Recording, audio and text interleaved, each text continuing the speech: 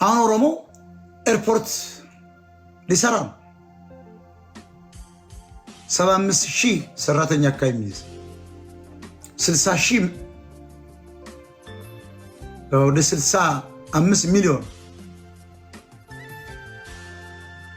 ሰው የሚያስተናግድ ኢንተርናሽናል ኤርፖርት ሊሰራ ደረሰ።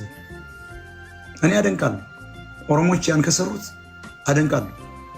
ኦሮሚያ ላይ መልማቱ 16 ሚሊዮን አማራ አብሮ ያለው እንደሚለማ ስለማውቅ ችግራችን ብቻቸውን ሲቀጠሩበት ነው መጠየቅ ያለብን። ሀገራችን ነው፣ ኤርፖርታችን ነው፣ እኩል ነው የምንቀጠረው ማለት አለበት። ትግሬውም መግባት አለበት፣ አማራው መግባት አለበት፣ ወላይታዎች መግባት አለባቸው። በቃ ኢኳል ዲስትሪቢዩሽን ኦፍ ሪሶርስ ነው። ያን ነው መጠየቅ ያለብን እንጂ ኦሮሞዎች ኤርፖርት ለምን ከቦሌ የተሻለ ሰሩ ብለን ካል ነንሴንስ ነው። ለኔ መሰራት አለ። ካድዋ መጥቶ እዚያ ጋር የሚያዝበት መቆም አለበት።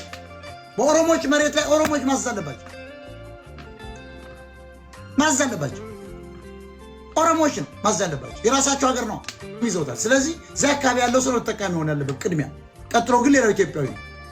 ደብረ ማርቆስ ላይ ያለ ቅድሚያ እዚያ አካባቢ ያለው ነው የሚቀጠረው። ከባሌ ላምጣ ብለው አይፈልገው፣ ባሌ ላይ ክፈትልኝ ነው። ስለዚህ ኢትዮጵያ ውስጥ ያለው ዘረኝነት ነው፣ መርሎ ነው ያለው። በተለይ አማራን ከየአካባቢው መግደል ውጣ እያሉ ይሄ የወያኔና ሻዕቢያ ሴራ ነው፣ የኦሮሞች ሴራ ነው፣ የኦነጋውያን ሴራ ነው፣ የህዝቡ ሴራ ነው። ስለዚህ ኦሮሞ ሲለማ